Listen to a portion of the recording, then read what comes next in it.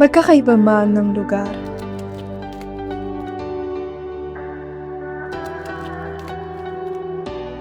magkakaiba man ng kwento,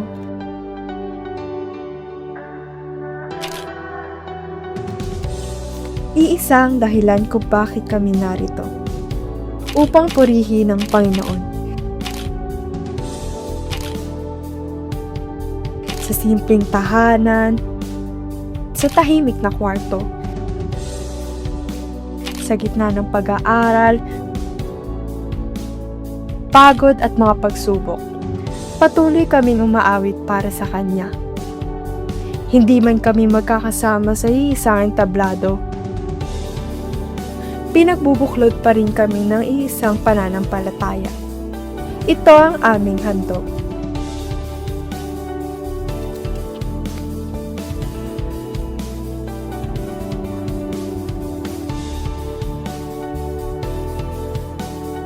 Kami ang kabataang nagpupuri.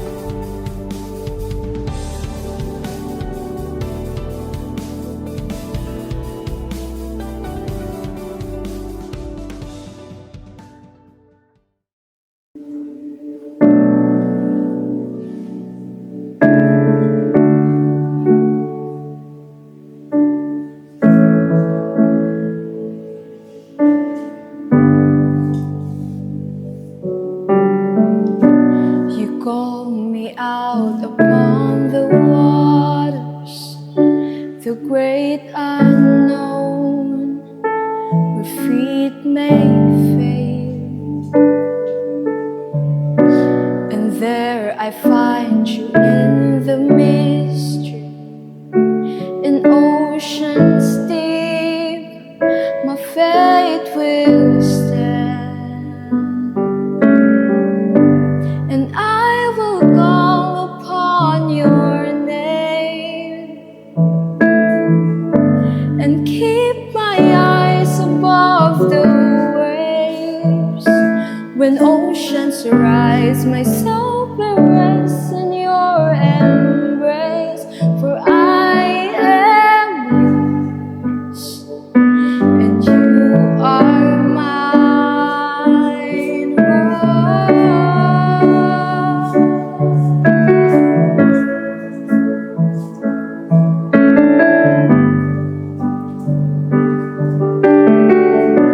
Your grace abounds in deepest waters. Your sovereign hand will be my guide.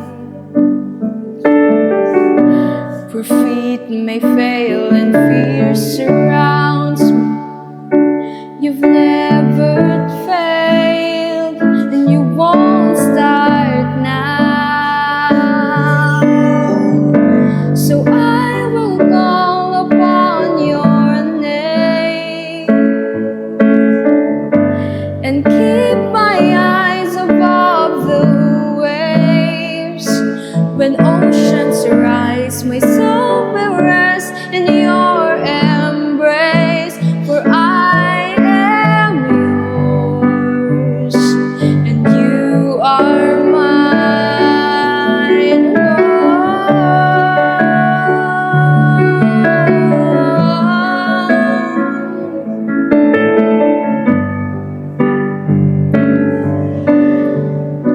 Spirit, lead me when my trust is without borders. Let me walk upon the waters wherever you would call me. Take me deeper than my feet could ever wander, and my faith will be made stronger in the presence of my Savior. Spirit, lead me when my trust is without borders. Let me walk upon the waters wherever you would call me.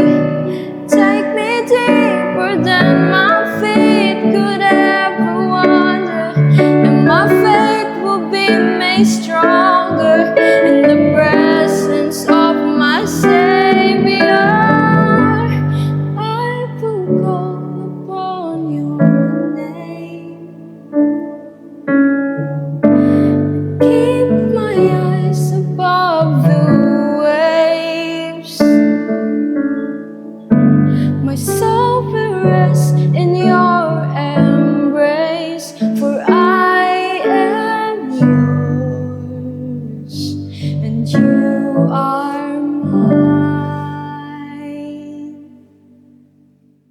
Ang bawat talento ay regalo mula sa Diyos, at kapag inialay para sa Kanya, ang simpleng awit ay nagiging papuri.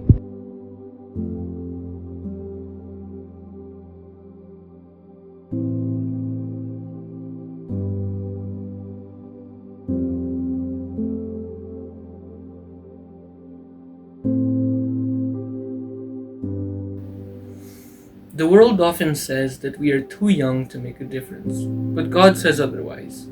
The next verse reminds us that being young is not a barrier to being a good example of faith.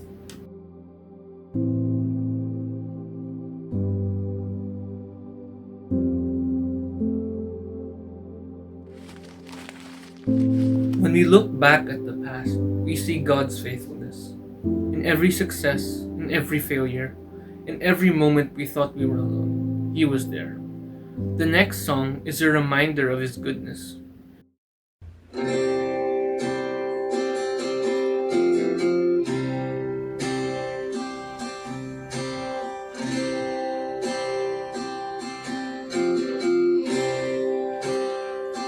I love you, Lord, for your mercy never fails me, and all my days I've been held in your hand. From the moment that I wake up until I lay my head, oh, I would sing the goodness of God. And all my life you have been faithful. All my life you have been so good. In every breath that I am able, oh, I will sing of the goodness of God. I love your voice. You have led me through the fires and darkest night. You are close like no other. I've known you as a father, I've known you as a friend, and I have lived in the goodness of God.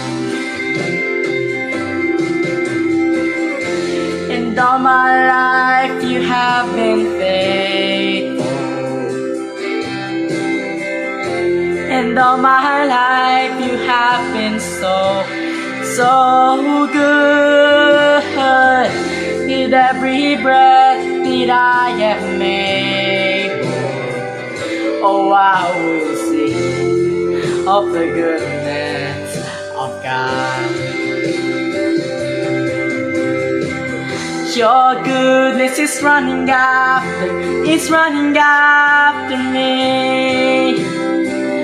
Your goodness is running after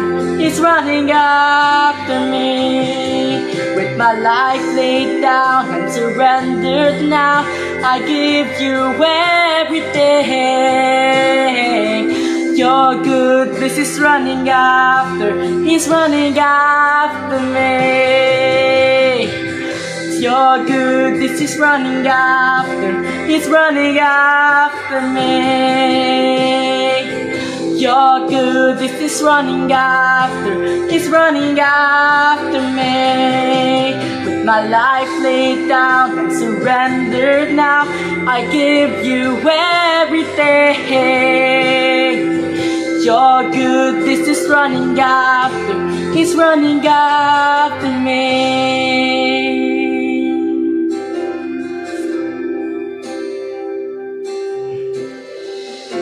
With all my life you have been faithful. All my life you have been so good.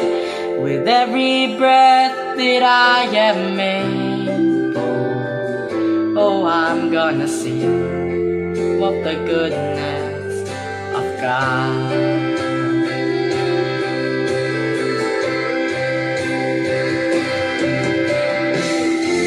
'Cause all my life you have been faithful, and all my life you have been so, so good. With every breath that I am able, oh, I'm gonna sing of the goodness of God. Oh, I'm gonna sing of the goodness of God.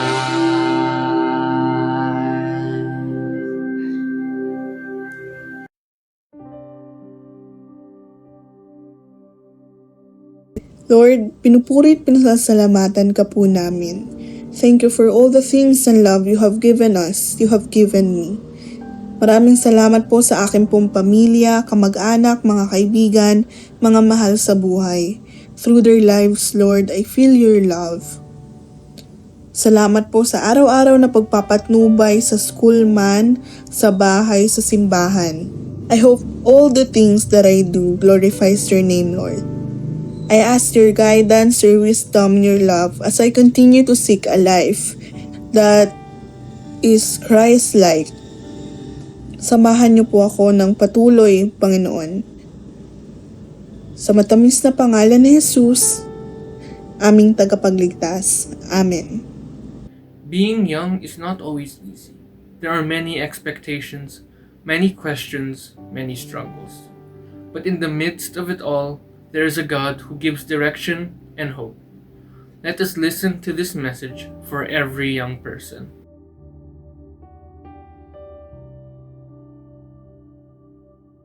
Ang pagiging kabataan ay mahirap gampanan. Paglabas ng simbahan, maraming pagsubok ang mararanasan. Kung saan sa loob ng paaralan, pagiging Kristiyano mo'y masusubukan. Sa loob nito, marami kang pagdadaanan. Pagkukumpara sa sarili, tinatanong kung bakit hindi ka katulad ng iyong mga kaklase. At pagkaingkit sa kadahilan ng bakit may mas matalino pa kaysa sa akin. Mahirap ang hindi makatanggap ng may karangalan. Sapagkat sa henerasyon naming mga kabataan, ang grado namin ang nagdidikta kung sino kami para sa amin. Sa ganitong mga panahon, ating nalilimutan na ang Diyos ay nasa atin sapagkat tayo nagpapaalon sa makamundong gawain. Kaya mga kabataan, tayo'y bumalik muli sa kanyang piling. Hindi man natin napapansin, siya ang nagsisilbing araw at buwan sa tinatahak nating dilim. Kapag naman gulong-gulo ka na sa ugong ng paligid, siya ang magsisilbing musika upang mapakalma ang bugso ng iyong damdamin.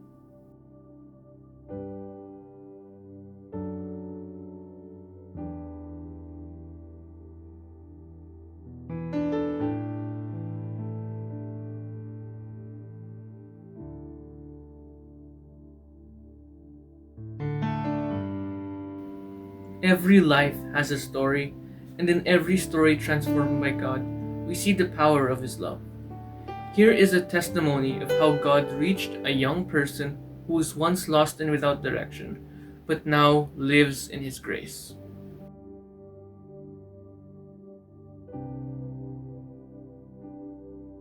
Bago po ako mapunta ng San Mayor o bago ko po makilala ang Panginoong Diyos, ay ako po ay isang batang matigas ang ulo.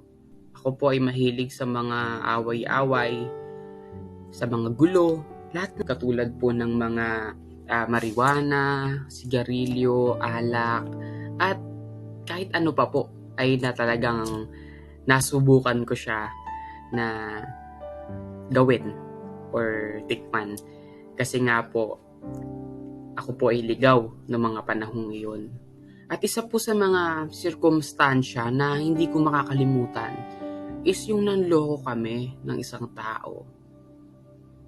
Kumuha kami ng 1 kilo na weed or marijuana at sinetap namin sila. nakakatakot po yun. Talagang 1 kilong marijuana isi-set up mo. Hindi namin alam kung ano yung dala ng mga taong iyon. Pero, nangyari yun. Natuloy, iba yung tension nung araw po na yun. Na to the point na hindi tiyak kung mabubuhay pa ba. No, ako po kasi talagang dati parang ang perception ko sa buhay, kapag oras ko na, mali po pala yung ganon. At ayun po, nakasave kami doon, nakatakas kami doon, at nabenta namin yung mga marijuana na nanakaw namin sa kanila. At napaikot namin yun. And later on, parang nagkaroon po ako ng realization sa aking buhay na parang ganito na lang ba lagi? Gigising, mag-aalmusal, maninigarilyo, maglalakwat siya, magtotropa, magpupuyat, didiskarte, magmamariwana, iinom. Nagkaroon po ako ng realization na ganun na lang yung aking cycle ng pamumuhay. Ganun na lang siya. So, I want to change something. Gusto ko pong may mabago sa akin eh. And bukod doon, isa sa mga kinonsider ko syempre, yung aking mga magulang, yung aking mga mahal sa buhay na yung aking lolo at lola na nagsisikap po para kami maitaguyod o para kami makaraos lang sa araw-araw. Yung lolo at lola ko po, na may kapansanan pa yung lolo ko, no? So, isa rin sila sa mga naging motibasyon ko para bumangon, para magbagong buhay. At ayun po yung time na hindi ko makakalimutan yung prayer ko, na talagang sabi ko, Panginoon, gusto ko pong may mabago sa buhay ko. Gusto ko pong tulungan yung mga magulang ko. Na sa ganun, Panginoon, ako yung magbalik sa kanila ng buhay na hindi na ibigay sa kanila ng mga anak nila, ng mga nanay at tatay ko. Habang tumatagal, nakapag-aral na ako. Nag-aral na ako kasi naawa ako sa magulang ko. At si God, gumamit siya ng iba't ibang mga tao na makakatulong sa aking pag-unlad bilang isang Kristiyano at bilang isang tao. At dati po ay talagang may mga nababasa ako sa Facebook na yung mga quotes na pag binasa mo ay may mapupulot tayong aral. At doon na pumasok yung mga Bible verses, nababasa ko siya, na the more nababasa ko siya, nagkakaroon ako ng wisdom. At kapag nagkakaroon po ako ng wisdom, ay alam ko kung saan ko gagamitin yung isang bagay na aking nakukuha. Kung ito ba ay sa masama o sa mabuti. So, ayun po. Nagkakaroon ako ng wisdom. Isa pa sa mga nabasa ko noon, kung gusto mong mabago yung takbo ng iyong buhay, dapat mo munang baguhin yung takbo ng isipan mo. Para mabago yung takbo ng iyong pamumuhay. Isa yun sa mga quote na nabasa ko. And then, hanggang sa habang nag-aaral ako, kahit nag-aaral ka pa rin, andun pa rin yung yung style na medyo pagkasangga, no? Andun pa rin yung style na ganon. But, nagulat ako, sabi nila, meron daw may scholarship daw. Sabi ko, bakit kaya hindi mag-try? Pasok naman ako. Qualified naman ako. Nag-try ako. At ayun nga po, napunta ako sa San Mayer, United Methodist Church, sa iglesyang iyan. At thankful ako kasi diyan ako dinala ng Panginoon. At ngayon, kapag titignan ko yung dating ako, grabe yung nabago. Hindi lang sa physical na pangangatawan, kundi ganun na rin sa aking spiritual. Mas lumago at mas yumabong ang aking spiritual na pagkatao. At sa experiences na yun, isa lang po, maraming mga lessons na ako natutunan doon sa aking mga experiences, past experiences. But may isang tumatak sa akin na many plans or in a person's heart. Marami pong plano sa puso ng tao. But God's plan must prevail. Hindi po natin matatakasan ang plano sa atin ng Panginoong Diyos. Hindi po natin siya matatakasan. Dahil ang Diyos, kilala niya tayo. Kilala niya kung sino tayo. At alam niya yung mga plano na mas makakabuti para sa atin. Hindi po natin matatakasan yon. At isa pa sa pinagpapasalamat ko na ibinigay niya sa akin yung mga circumstansya na yon, yung mga pangyayaring iyon. Dahil ang laki pala ng tiwala niya sa akin na kaya ko palang ma-overcome yung ganong klaseng pangyayari. Akala ko pag ang daming pagsubok, ang Panginoon parang pinapahirapan ako. Hindi pala. Binibigay niya sa akin yun. Kasi those experiences, I built resilient. Tumatag ako. At dahil ibinigay niya sa akin yung mga ganong kabigat na pangyayari, ibig sabihin malaki ang tiwala sa akin ng Diyos. And now, I'm here po, sinishare ko yung aking experiences na mag-set as a guidance and as a lesson na rin as well sa mga manonood nito. Isa lang po ang gusto kong sabihin. Ngayon po na nakilala ko na at nakilala na natin ang Panginoong Diyos, use our time, use our minds, as well as the resources that God given to us. Because we don't know how much time we have into this world. Hindi pa natin alam kung ilan yung oras natin, kung kailan tayo mawawala. So as long as you breathe, hanggat humihinga tayo, gamitin natin yung oras natin, resources natin, para sa kaluwalhatian ng ating Panginoong Diyos. Gamitin po natin ang lahat ng ating makakayang gawin to fulfill God's mission. Dahil ang ating pong mga buhay, ang ating mga natatamasa ay hiram lamang at pansamantala. Sa bawat pagsubok, naroon ang Diyos. Sa bawat luha, naroon ang kanyang pag-ibig.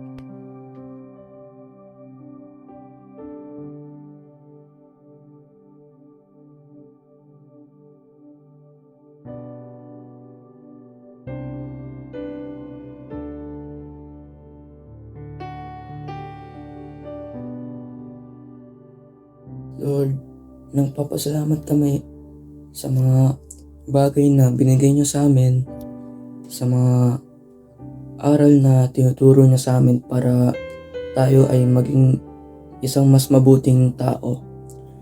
Nagpapasalamat po din kami sa mga protection na bibigay niyo sa pamilya namin at sa mga kaibigan namin. Sa pangalan ni Jesus, Amen. Worship is not expressed through singing alone.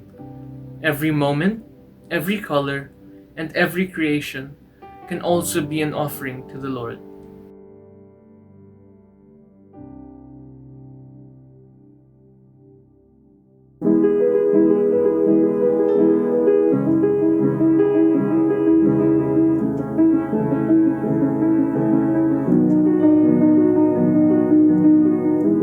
Head pounding, heart racing, never felt like this before.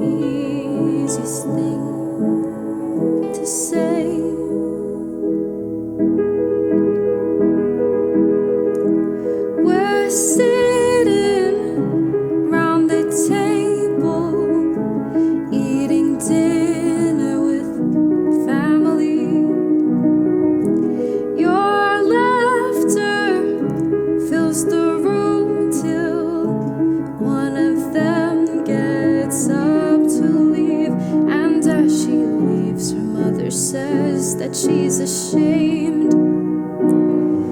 She tells you how her daughter's gone insane. She's a lost cause. That's what she says to you. She's lost her mind, and they don't know what to do. They say it's all okay if she just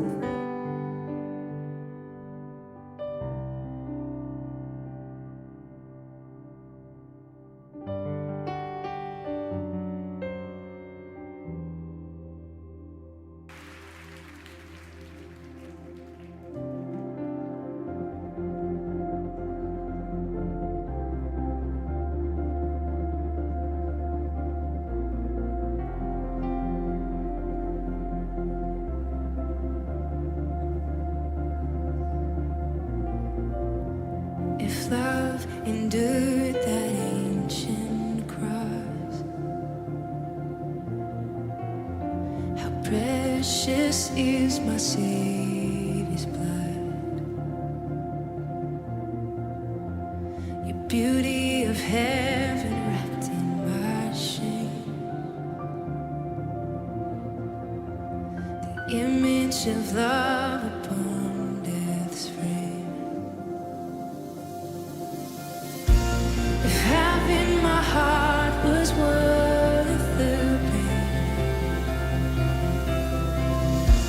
what joy could you see beyond the grave? If love found my soul a dying for, how wonderful, how glorious.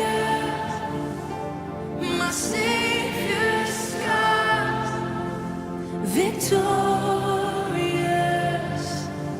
My chains are gone, our debt is paid. From death to life, and grace to grace.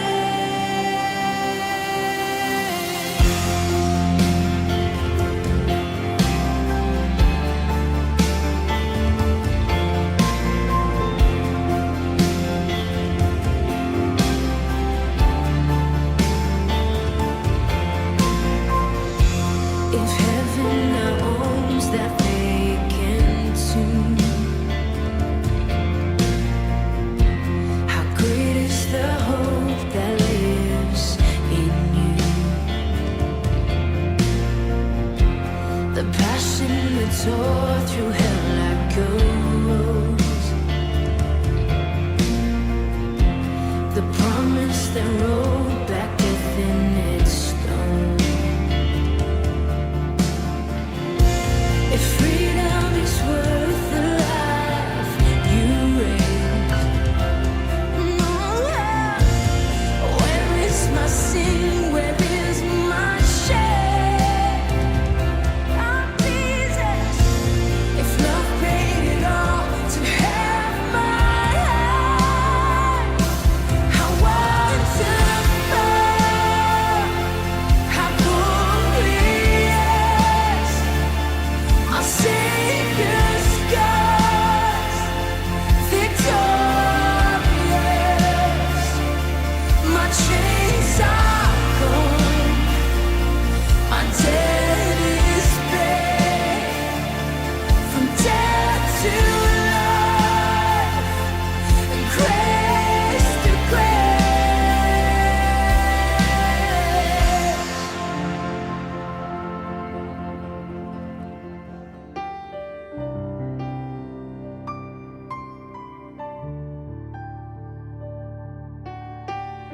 Lord, salamat po dahil lagi niyo po kaming ginagabayan at lagi niyo po kaming binibigyan ng protection sa araw-araw.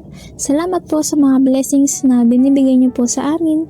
Salamat din po dahil kapag may mga desisyon po kami na aming hinaharap, nandiyan po kayo para gabayan kami at ituro ang tamang daan sa amin. Lord, gabayan niyo po kami sa aming mga problema, lalo na po sa mga taong mas nangangailangan pa po ng iyong tulong. Gabayan niyo po ang mga estudyante na nag-aaral, huwag niyo po kaming papabayaan, Lord. Ganun rin po sa aking pamilya, kakilala, at mga minamahal sa buhay. Ikaw na ang bahala sa amin, Lord. Sa pangalan ni Jesus. Amen.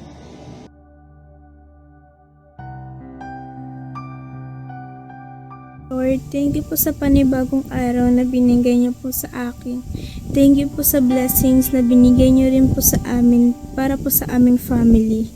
Thank you rin po dahil nakarating po ang lolo at lola kong safe sa hospital. Sana po maging successful po ang operation ng lolo ko po bukas sa kanyang sakit po. Sana rin po mas mapabilis ang kanyang recovery. Sa pangalan ni Jesus, Amen.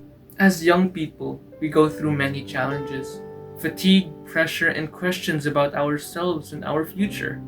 But in every situation, God's Word gives us strength and hope.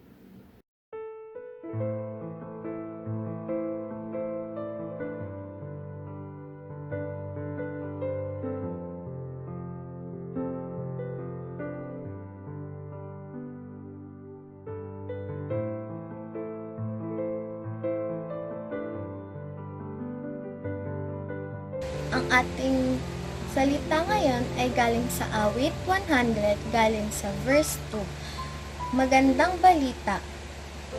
Paglingkuran ninyo ang Panginoon ng may kagalakan. Lumapit kayo sa Kanya na may awitan ng kagalakan.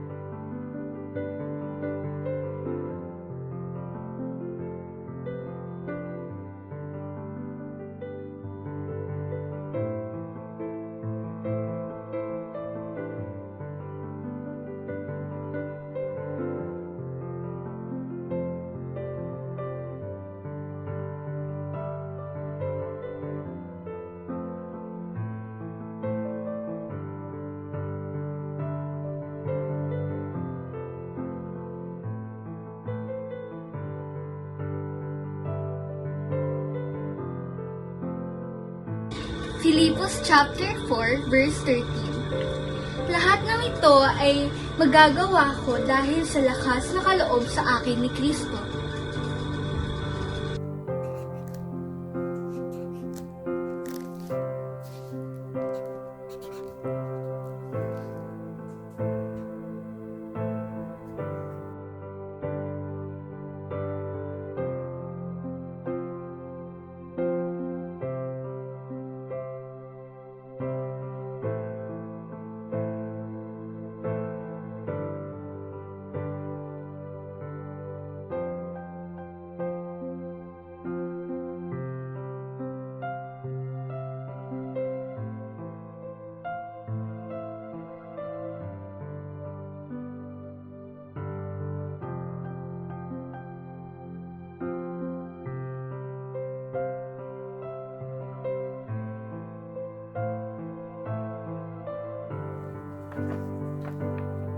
Roma chapter 8 verses 28. Alam natin na sa lahat ng bagay, ang Diyos ay gumagawa para sa ikabubuti ng mga umiibig sa Kanya, ng mga tinawag ayon sa Kanyang layunin.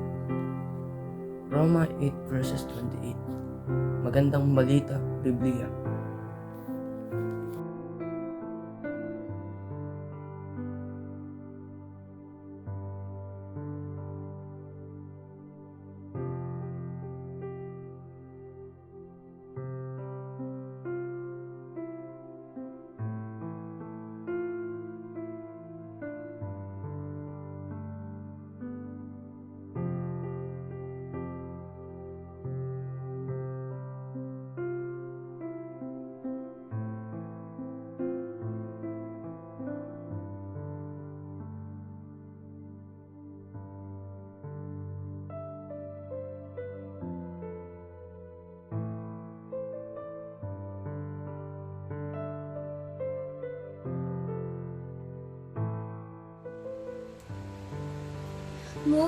Isaiah chapter 40 verse 31. Ngunit ang mga nagtitiwala sa Panginoon ay magkakaroon ng panibagong lakas. Sila'y tatakbo at hindi mapapagod. Sila'y lalakad at hindi manghihina. Isaiah chapter 40 verse 31. Magandang balita Biblia.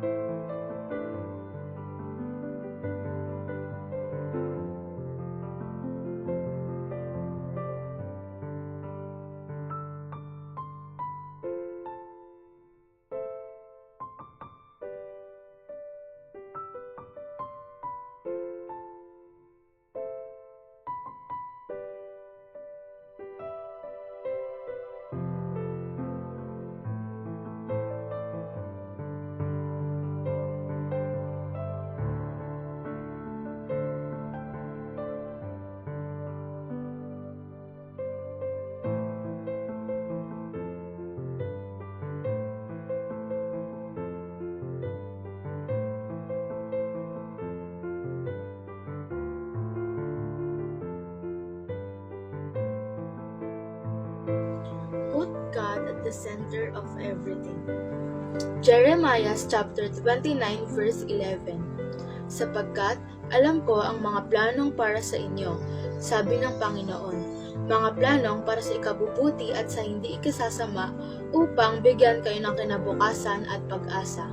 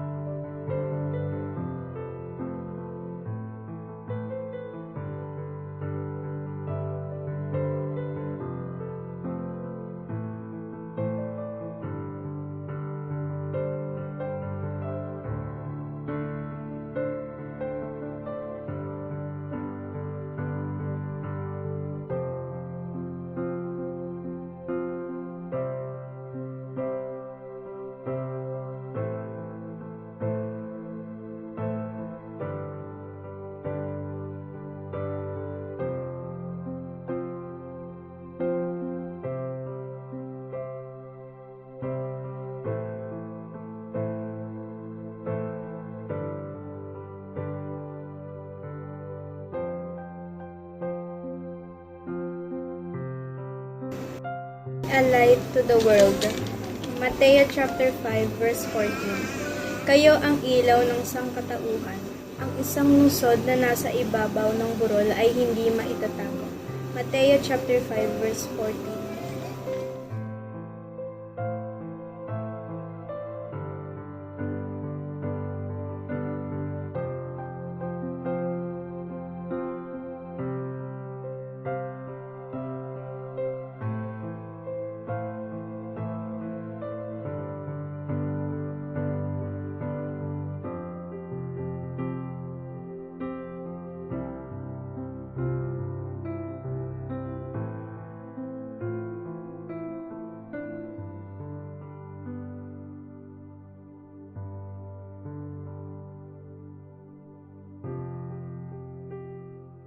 Every one of us has a unique story, yet we share the same God who has transformed our lives. These are our declarations of faith.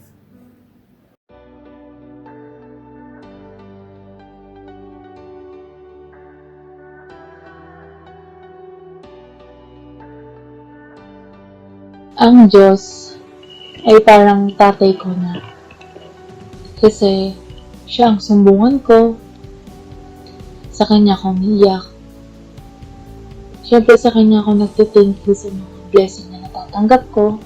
Sa Kanya ako tumatakbo kapag kailangan ko siya, kapag kailangan ko ng gabay sa mga bawat pagsubok o sa bawat problem ko. Binigyan niya ako ng magandang buhay na walang hanggan. Binigyan niya ako ng makulay. Binigyan niya ako ng malaking pamilya. Maraming kaibigan. Maraming matatakbuhan na tao. Maraming blessings. Hindi dahil pinipilit, hindi dahil trip-trip lang or pangpalipas oras lang, kundi galing sa puso ko. Kundi dahil ayun yung way para maglingkod ako sa Kanya at hindi magsasawa. God is my everything. Siya po yung source of strength ko, my peace, and the strength ko. Further, siya rin po yung reason why I keep going even though may mga times po na dumadaan in difficulties. Hindi lang siya someone who I pray to, but someone who is the center of my life ko.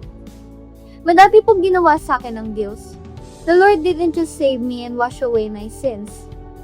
Tinulungan niya po ako in every way. Kapag po may problema ako, imbes na sabihin ko, bakit ganito Lord? Bakit ganyan Lord? Bakit ganyan Lord?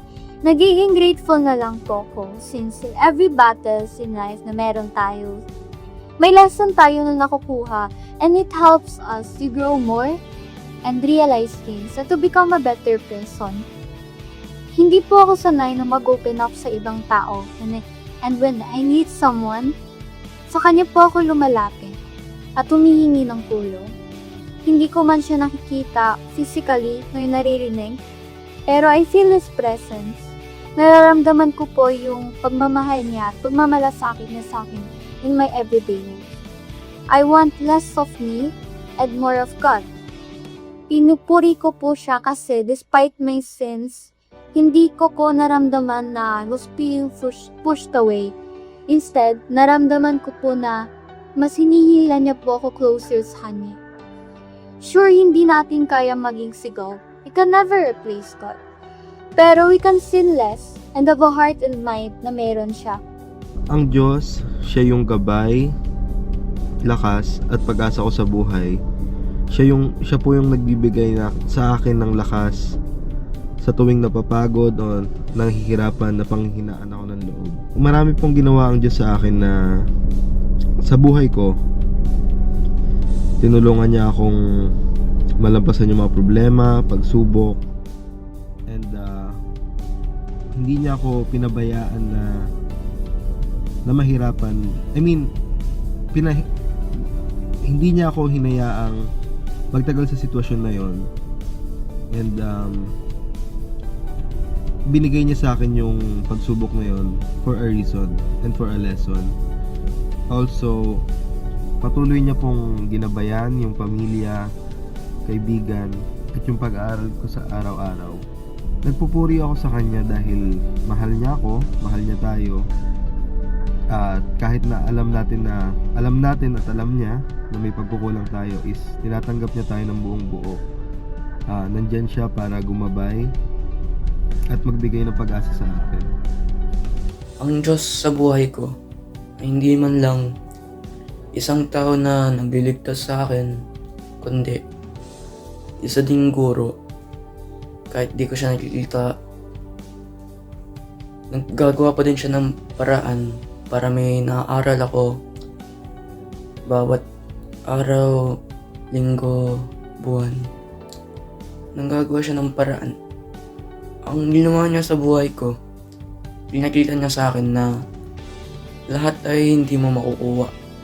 Sa lahat ng bagay, lahat tayo meron tayong gusto. Kundi bagay, lugar, pagkain, kahit ano, may gusto tayo lahat. Pero lahat yun hindi natin nakukuha. Pinakita sa akin ng Diyos yun. Nagpupuri ako sa Kanya dahil lahat ng tao, may nagugustuhan lang sila na isang bagay sa atin. Hindi dalawa, tatlo, hindi yung buong personalidad natin.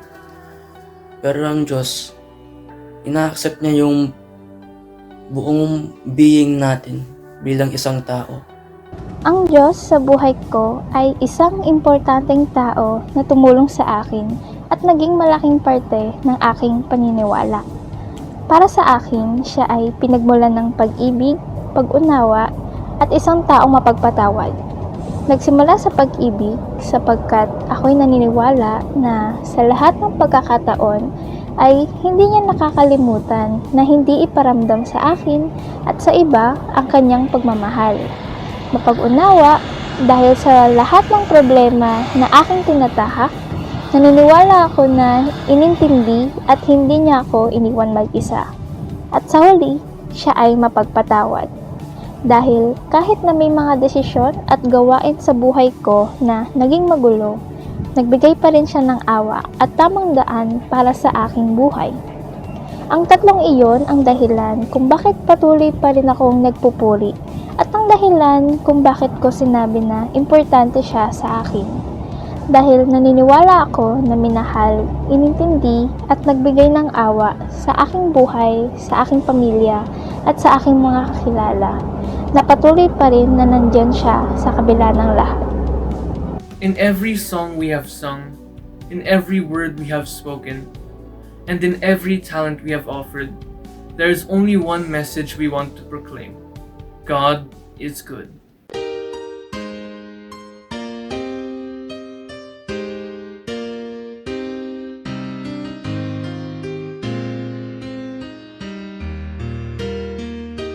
Bless the Lord, oh my soul, oh my soul, worship His holy name.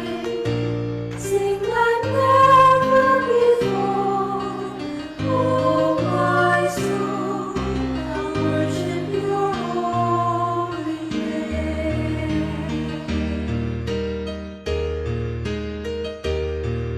The sun comes down, it's a new day dawning. It's time to sing your song again.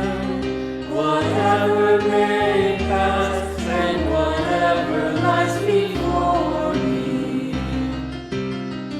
let me be singing when the evening comes.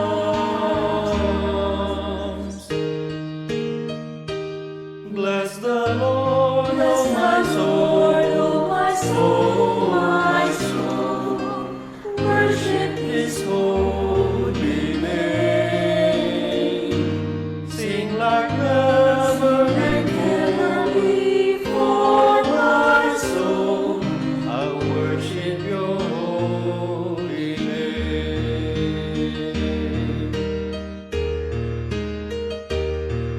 You're rich in love when you're slow to anger. Your name is great and Your heart is kind. For all Your goodness I will keep on singing. 10,000 reasons for my heart to find.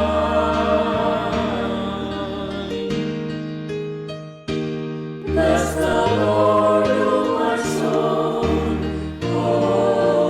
soul, worship His holy name. Sing like never before, oh my soul, I'll worship Your holy name.